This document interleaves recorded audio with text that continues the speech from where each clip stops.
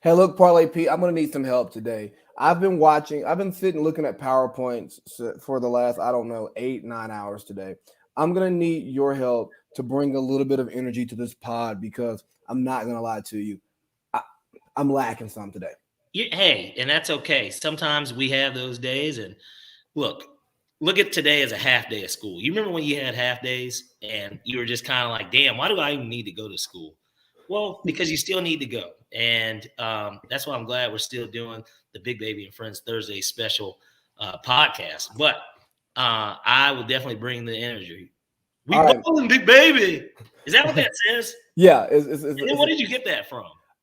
Wayne actually sent me this Cameron song, and he told me where it was at, and then I just snipped it from the It's a song. Cameron song? Yeah. Is it a new Cameron song? No, that's some old Cam shit. I don't remember the name of the song. I'll ask Wayne. It was Jew is funny, but you know, not having energy. That takes us right into our first topic. Is just another Georgia sports letdown. Um, we picked Georgia to beat Bama. Everything that we saw throughout the season said Georgia should beat Bama, except for Nick versus Kirby. But Georgia's defense had killed everybody all year. Alabama's offensive line was suspect. We didn't expect Stetson Bennett to win the game, but we didn't expect to give up 40 points either. Um, so, man, Including him giving them 6 himself. right. So, You could argue might have not been his fault, but still, it still counts as his stat. So we talked on this pod about giving JT's burn, even though the team was winning because of times like this. Um, and you would think Kirby would have learned from the Tua experiment, the loss of Justin Fields, how this thing works. You got to get the better guy in to win the big game.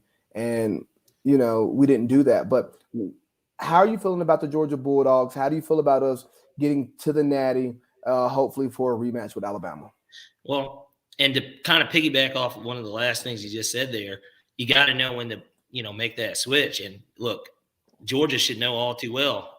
Alabama was able to do it twice against them the last 2 times they played in a big game, where we saw Tua come in for Hurts and then Hurts come in for Tua, And so I think Kirby's, I don't know why. That's their Achilles heel. It's just quarterback. Like, it's him making the decision at quarterback for whatever reason. And they always get, I mean, Stetson Bennett's a 4-star, so it's not like he's just not talented at But all. he was a walk on though. Yeah. He's not elite. No, Right? He's not elite. JT Daniels was number one in his class coming out when he committed to USC. I went to a camp that Modern Day was doing where I was living at, and they were just out there running routes. They had pretty much the whole team out there. Guess who did not participate in not one single drill that day? Who? JT Daniels. Oh, man. He was doing nothing that could possibly get himself hurt, even though it was low risk. You know what I mean? He did nothing. I don't even remember if he was there or not. I think he was there, but he did nothing. And you're absolutely right, by the way. I don't know why I thought he was a 4-star. I think I'm thinking of other people, but he's a 2-star, but he was a walk-on at Georgia. And so, point being, I like Georgia's chances against Michigan because they got to beat them first before we can even start talking rematch. And, of course, I like Alabama over Cincinnati. Spreads are a little different, but I like both teams to get that rematch that we so desperately need. And so I do like their chances of being able to avenge their loss, but I think that Kirby's got to make the right call. JT was your guy at the start of the season. He got hurt, and then he just didn't get the job back because of how well your team played. Well, now you got to see Stetson Bennett a second time against Alabama. You saw him against them last year, and granted, that Alabama team was unbelievable. Their number two, Mechie and the other guy, the number 2 wide receiver, their top 2 wide receivers this year were 3 and 4 last year because Waddle and Devontae Smith were obviously their ones. And, of course, Mac Jones, the golden child now, the reincarnation of Tom Brady apparently, was the quarterback. And so I do like their chances of getting back. I think that the game definitely was a letdown. I, of course, last week boldly predicted that I think Georgia stomps them because the momentum felt that way, the way the team was playing, the all-time defense, everything just lined up too perfectly. Finally, an assistant had beaten Nick Saban with Jimbo doing it at Texas A&M, and it just felt right. Jim Harbaugh got that monkey off his back against Ohio State. It's just like, well, this is the year. Like everything is just lined up, and once again, we got another Georgia sports performance, not just UGA, but just Georgia sports performance out of a team. And you are at home. Fuck, damn. And I know that Atlanta's Alabama East, but we're still in Georgia, and Atlanta is still dog nation. That's dog country. And so I just, I think that they're going to play better, and I think that they'll show it against Michigan. But we'll see come time against Alabama. I just think that if JT gives you the best chance to win, Kirby's got to make that call. At the end of the day, I'm sure that Stetson won't be mad if they get a ring. You know what I mean? Look, because Stetson knows that he's going to get a corporate job when all this is said and done. Yeah, he's going to be an accountant. Yeah, JT was a Heisman favorite at the beginning of the year. Obviously, with injury, he didn't show that. He led us against Cincinnati last year, so it's we know what JT is, and we got a month before we play. Hopefully, Kirby's doing the right thing. I'll start reading the tea leaves as we gear up for bowl season. We do as a bowl season podcast. But the one thing I will say is the winner of the Georgia Michigan game is going to win the national championship. It's that kind of year. I really believe it's that kind of year. So you're just saying that Bama not going to win it. Sometimes that sounds like to me. Sometimes you got to have stimulating content here, and I just really think that it's been such a weird year. It's the year for a Georgia or Georgia of the Midwest, Michigan, to finally, get back at Big Brother and say, hey, I got one of these. That's fair. That's fair. And Alabama's had so many letdown / scares this year. I mean, obviously they lost to Texas A&M. Should have lost to Auburn if they had a competent, team. But and then not to mention that was a backup quarterback. That wasn't even Bo Nix. Yeah. That was doing that. And shouts out to their defense for doing what they did. But ultimately, they still cost them the game to a degree. I blame the running back for not getting out of bounds. If the running back gets out of bounds, if he doesn't go out of bounds, that game's over. Seconds, and Bryce Young's not getting down the field in 20 seconds unless somebody's got a broken coverage. And at that point, you're playing deep cover 6, prevent defense, the rest of the way. And I like to watch a Heisman winning quarterback not win a national championship, And that's typically, that's how it happens. Right. Just like in the NFL, the MVP quarterback typically doesn't win the Super Bowl. Right. So speaking of the NFL, let's talk about this embarrassing showing by the Bills.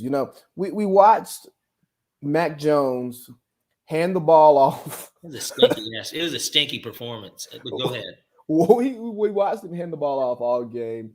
Total of 3 passes. It looked like the first pass shouldn't have been a pass play because Josh McDaniels was livid. It gave me some Tom Brady, Bill O'Brien vibes.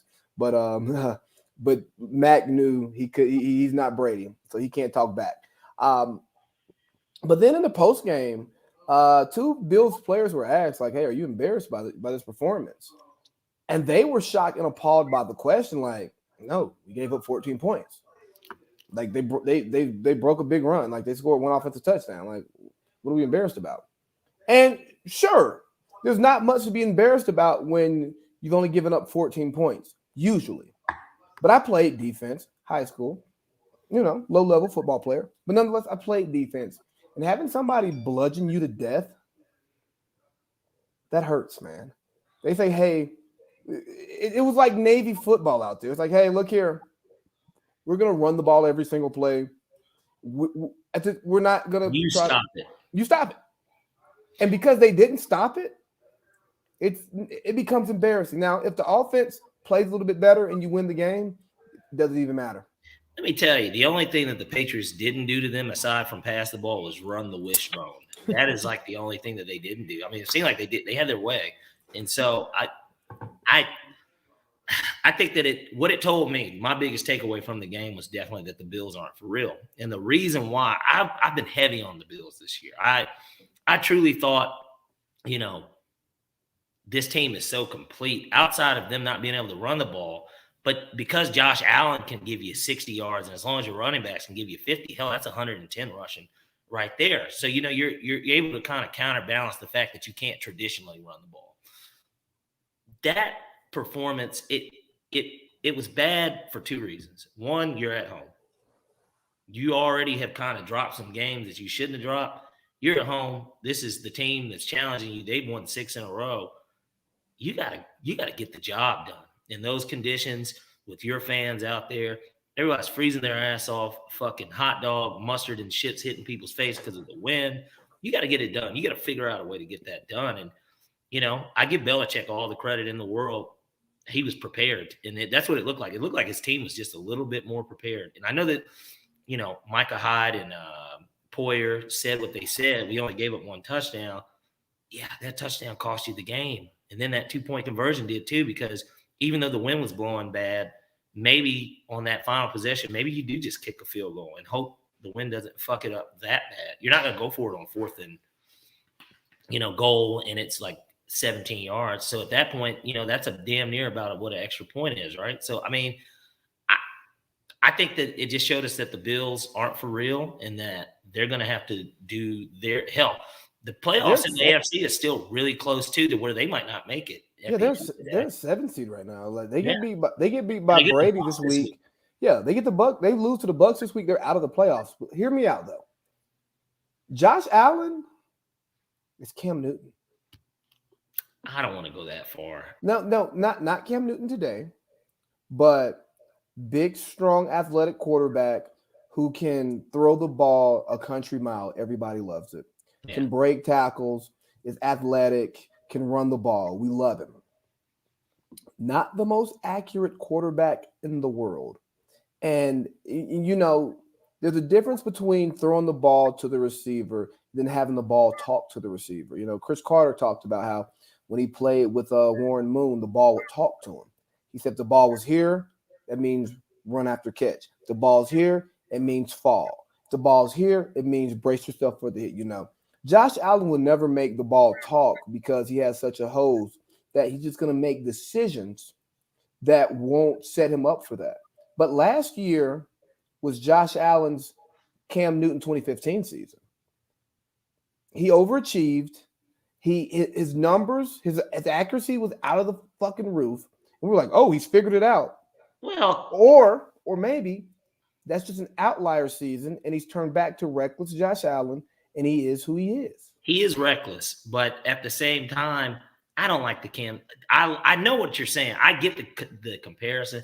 I think that Josh Allen's a little bit better of a quarterback. I mean, he throws the ball better. Well, I know they didn't have a rocket on, but here's the thing: Cam Newton, that outlier season where he wins MVP.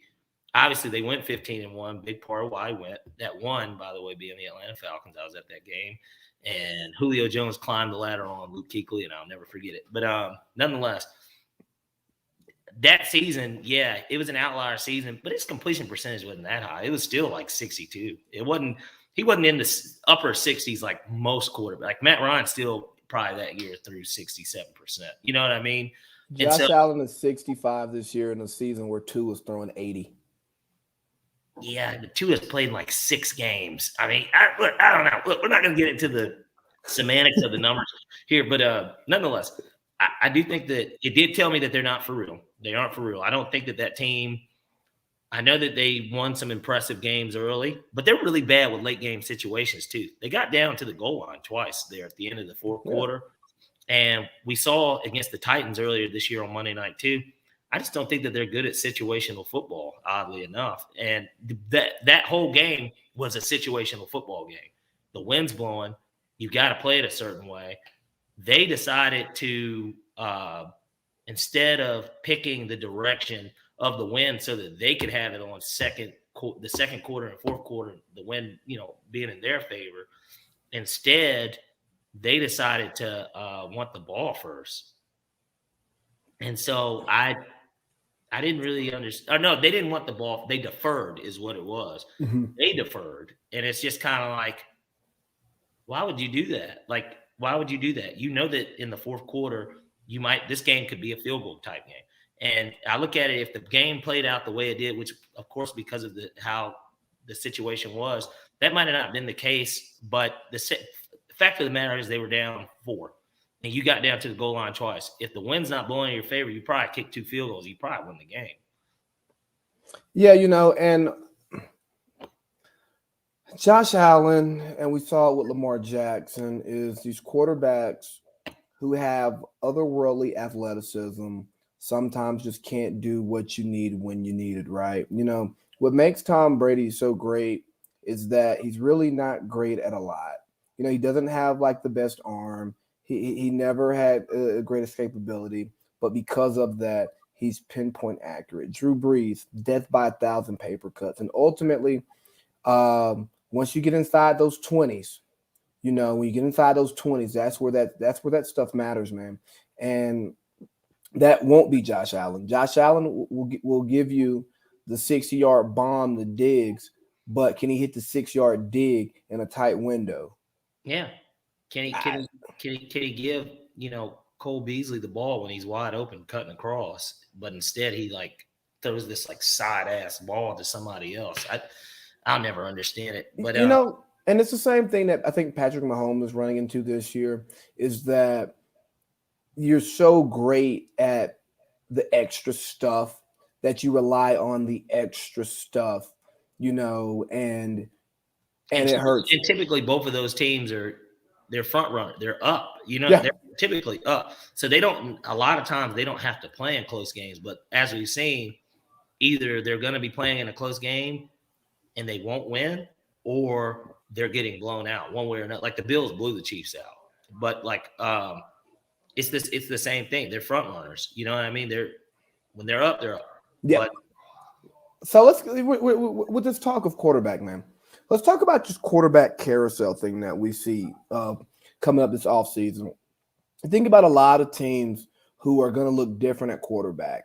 I think the obvious ones are Saints. Saints might not. But I think the Saints are a pretty obvious choice. Giants, The Giants, Panthers. the Panthers, the 49ers. But they got their guy at least. But that's it will be a different starter next year. There's a quarterback who's going to be on the move. You have maybe the Raiders. That's what I was thinking. Maybe the Broncos. Maybe the Vikings. Yeah, possibly the Falcons. The Pittsburgh Steelers, definitely. Yep. And then you have your big ones Seattle. We got Seattle. That's and terrible. Some could say Green Bay, but I look at the roster right now and the way their season's looking, I just can't see Aaron walking away after a Super Bowl. Hot take. But Seattle, the Russ rumors are starting to percolate again. And I think I've been saying Russ to New York for like a year now. It's perfect for him and his brand. He wants us to know how great he is. His wife controls his life, and she wants to be in a real market. She's tired of Seattle. I'd go Russ for Matt Ryan and a couple draft picks straight up, man. I know they would never take that shit. No, they wouldn't, unless I don't think Matt would want that. No, I don't even think Matt would want. Well, no, and I would, and because we are a franchise who takes care of our greats, I wouldn't want to send Matt to that hellhole with no draft picks and no hope. If you to Matt Ryan, we need Matt Ryan to go somewhere where he can win. Yeah, like that's what I would want. Because I would want to cheer for him every Sunday. Outside of when they play the Falcons, I would want to be able to cheer for him every week. And so Seattle, they've put themselves in a terrible place. I think the Jamal Adams is one of the worst moves in football that we've seen in the last 10 years. What they gave up. I mean, you give up two. It shows the depth of the team on defense and running back. I mean, O-line, everywhere but receive. And to me, DK Metcalf, like, I wasn't hopping on that train last year, if y'all remember. I kept saying, I'm like, no. Somebody said DK was top 5. I'm like, fuck his yards if his yards were top 5 at one point. No. That team just isn't built very well. And Lockett is not a 1. Like, he's not a fucking 1 either. Like, he's a great 3, and he's an okay 2. All the stuff that was said about DK early on has become true. He's boxy. He has no wiggle. If he runs straight, he will outrun you. But you just put a safety over the top, and Russell on his fucked up finger, he's not throwing the ball the same way. No. So, DK, you propelled me to the playoffs last year in fantasy, but you know what? I wasn't dying to have you back this year. Well, and that's why you don't. Said You know, you got the real MVP in Debo Samuels, who, by the way, you absolutely. probably need to set your lineup. By the way, um, I've set it for today. I'm good for today. I'll set it to when we get off. I actually was looking at it when we first started to make sure I'm Aaron good. Rodgers. Yeah, And oh yeah, he'll yeah, be I know they back. don't play till Sunday, but Yeah, yeah. So Russ wanted to cook. They let him cook last year. 12-4 wasn't good enough in the playoffs because Russ did what he always does. He tails off at the end of the season. And Chris Collinsworth is still pissed off that he didn't mail in his vote for his MVP vote for Russ, so he lost his MVP vote, which Russ has never deserved an MVP vote in his career. Sorry, guys. Um, he gets the OC that he wants, and he's still leaking where he wants to go. we saw this coming from a mile away. He had been complaining about Pete really now for about 2.5 years, even when they were still winning football games. I know that seems so ancient for them now, but he was already kind of frustrated, and you knew that when he kept making kind of these sidebar kind of comments about the offensive line. It's just like, I'm sure he wasn't talking bad about those guys, but just in general, he's just like, come on, man. Like, y'all got to protect me. And Pete's like, come on, man. You make $30 million a year. Pete's so old school like that still. And, Pete's a hoorah type guy, right? You know what I Yeah, mean? He's, you know, it's time to get Pete out of there too. well, and that's why it's the end of an era. And probably you probably get rid of Yeah, the GM. GM too. Yeah, I think they should. I think they should clean house. I think they should trade Russ for a trade fucking DK haul. too. I would try and get rid of. You're not going to probably be able to get rid of Jamal Adams, unfortunately. But everybody else, I'd let. I don't know if Bobby's a free agent, but like I'd be just trying to get as much of that capital that you lost on Jamal back. And as soon as you can cut, once the guarantee money's done with Jamal Adams, go ahead and cut bait on him too. Yeah, they just It's, paid him it's this offseason though. yeah, it's just going to be a rebuild, and I try to they get a got a great three run. for Bobby. I want You might be able to get a 2 depending on the team. I want three. I want 3 1s, 3 2s, and a 4 for Russ. That's where we start negotiation. Who's got that type of capital? Philly.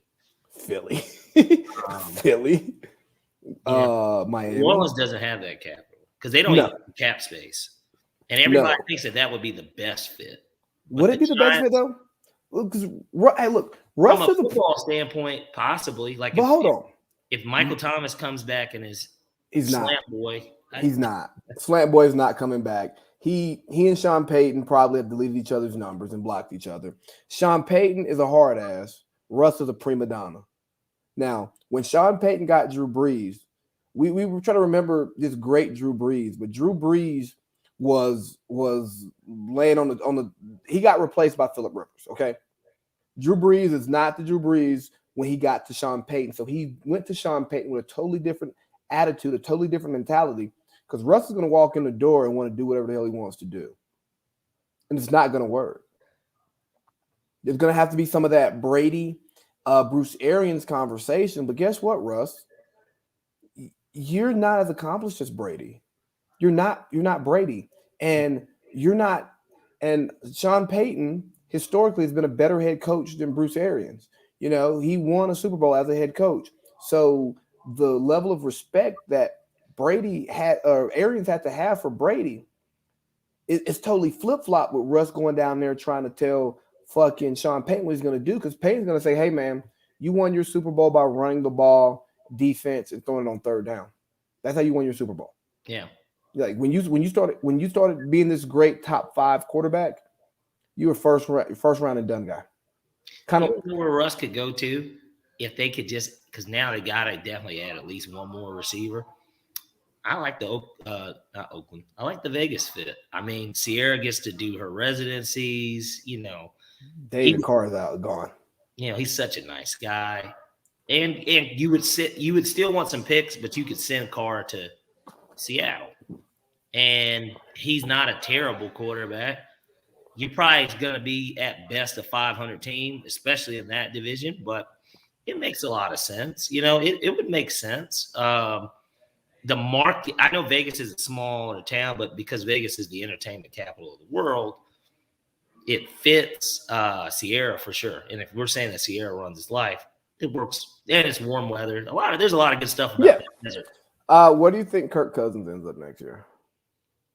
So I'll give you a really hot take. I think that if the Vikings get steamed tonight, I think that Zimmer's fired tomorrow. And so to me, that's going to dictate a lot about Kirk, because the thought is that if the Vikings don't make the playoffs, which if they lose tonight, they're not going to the playoffs. Vikings don't make the playoffs, Zimmer's going to be gone. Hopefully he'll be, because Dean Pease will retire. Hopefully he'll come back to the Falcons, because he was our defensive coordinator with Petrino. Hopefully he comes back to the Falcons. I would love him as a DC. Why was I thinking he lands on his feet as a D coordinator, and I hope he lands with us? Because that's what we want. You know what I mean? Like, I think he could be a good D coordinator. He'll probably be able to evaluate the talent he needs to get to come in too a little bit better, because Arthur Smith's not a defensive guy, right? So, and you know what? He'll be a great assistant head coach for Arthur Smith. Somebody with some real experience, because we talked about this at Hooters on Sunday. We're not talking Falcons today, guys, I promise you. But there are just things that you can just tell from the on-field product that shows that we have a rookie head coach.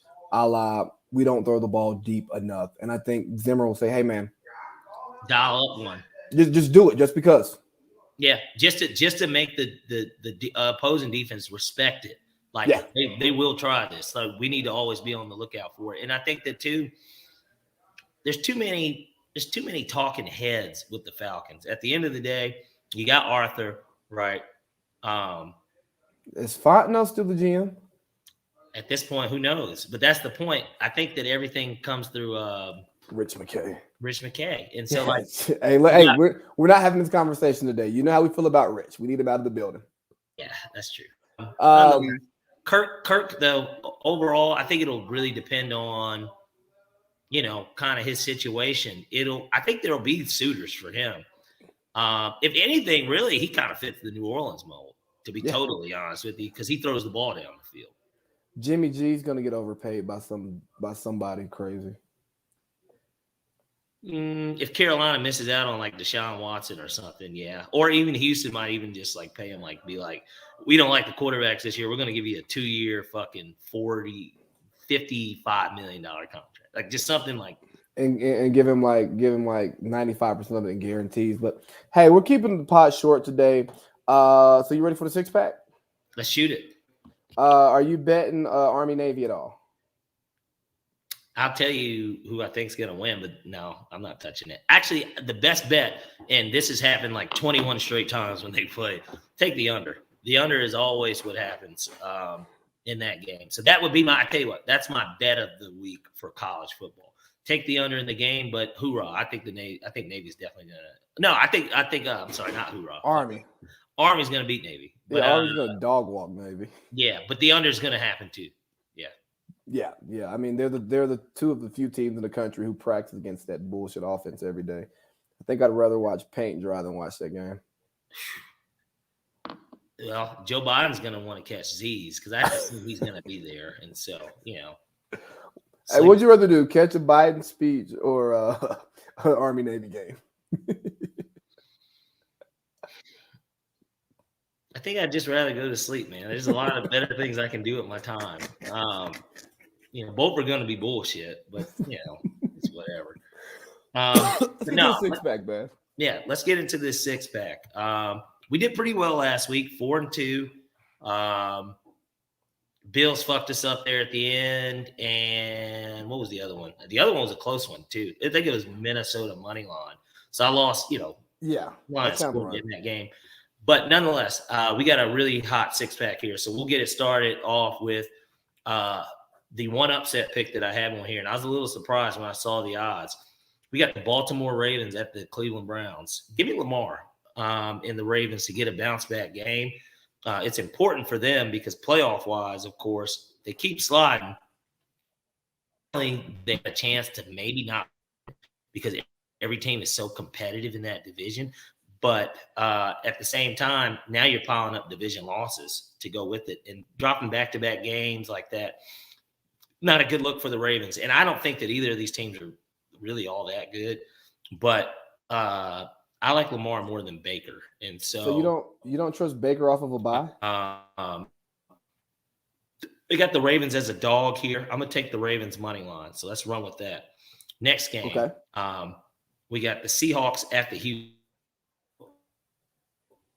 I look like I'm going black. Are we still here? Yeah, you're here. Hold on 1 second.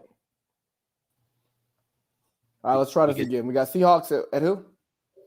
We got the Seahawks at the Houston Texans. They have the over-under set at 41. Give me the over. I expect Russ to cook a little bit on this defense, but I also expect the Houston Texans to be able to cook a little bit on the Seahawks. That's not a good defense. And so give me the over 41 there. Next game, we got the Giants at the Chargers. Shout out to Jake Fromm for finally, going to be taking his first start. Dolphins taking them to the Natty, but yeah, they're at LA.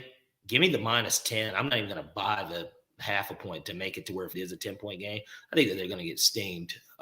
Give me Herbert and them to carry the momentum from beating the Bengals and bringing it back to LA and being hot with it against a Giants team that just, quite frankly, isn't very good. There was something on them. I was listening to Jim Rome where they broke down them and the Jets over the last 5 or 6 years. The Jets winning percentage is 24% of their games, and then the Giants is 26. So that goes today. Huh? Was this today? Just 2 days ago. 2 days ago. Okay, I'll check it out. Yeah, he was just talking about it. I was just like, oh my goodness. I was like, I didn't realize how bad the Giants really were because they had these talented players, but they're really not good. And so Daniel Jones is just keeping that seat hot for us. And I think. Hey, speaking of Rome, he gave Herb the business today. I haven't listened yet, but I'm tracking it. Got smacked by the Rams. Probably. I don't. Anytime Rome is talking, he just hates Urban Meyer. Yeah. Anytime he talks Urban Meyer, he has my ear. It's literally the Space Jams. Get that guy a tennis racket. Get that nigga back in college. That's kind of what that's what he's really alluded to. It's you missed out on all these college jobs. I bet that's kind of what he did. But we'll see. Yeah. But yeah. So give me the Chargers -10 there. Against the Giants. Next game, I'm gonna ride the Dan. I was about to say Matt Campbell. Fuck you, Matt Campbell. You cost me $50,000 for running up a score. But let me go ahead and get the Fighting Dan Campbells at the Denver Broncos 10.5. I like to keep the momentum going. They played relatively against teams this year. Rode against a Denver team that. Nothing. I expect them to at least stay within 10 points. If not, it'd exactly be 10 points. So I think the 10.5 is a great bet here. Considering they've got that momentum and that monkey of a win off their back, now they finally got one. And so I just see this possibly being a letdown spot for Denver to not, kill these guys like they probably should. So we'll go ahead and roll with the Detroit Lions at +10.5 there. Next game. We got Cowboys and Indians. We got Cowboys and football teams playing each other this week. Give me Dallas -4.5. I like them to come out, and I think that because the offense was let down at New Orleans in a division game where they pretty much wrap up the division if they win, I think that they go out there and they smoke the Washington football team the way that the Washington football team should be getting smoked. And, Taylor Heineke, great story. Maybe that's one of the other jobs that's going to be open, but who knows? Maybe they don't. Maybe they win this game and people start thinking, damn, can we pay Taylor Heineke $20 million a year to be our guy for at least a year, too? We'll see. But I don't think it's going to be the case. It's at -4.5. And then for my final pick, we've got the week in my opinion, the Bills. How did the Bills respond after a game where they scored 10 points and it's considering they're in the final wild card? I'm not punter here, even though I do like the over at over 50. The over-under set is going to definitely be in the third. Josh scored 10 points like they did last week. They're going to definitely get to about 27, 28 minimum. Brady, and then we know that they're burger at home. So give me the over 54. And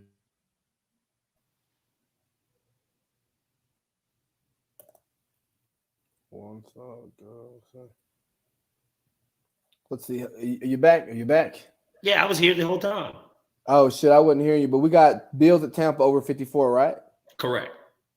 All right, so let's just go through this thing. We got Baltimore at Cleveland. We're taking Baltimore in the money line. Seahawks at Texans. We're going to go over 41. Giants at Chargers. We're going to take the Chargers minus 10. Lions at Denver. Now We're you're going to breaking take. up. Oh shit, we're going to take Lions at plus 10.5. Cowboys at Washington football team minus 4.5. And Bills at Tampa. We're going to go over 54. I hope you could hear all of that. I'm using a shoddy hotel Wi-Fi. I didn't, but I'm going to assume it was right. You were listening. All right, bet, man. Enjoy your weekend, man. Now we're going out. Peace. Hey, we're done. Sorry, we should just close it out because this thing it just keeps going out now. Oh yeah, that's what I was doing. You have a good weekend, dog. I'll holler at you.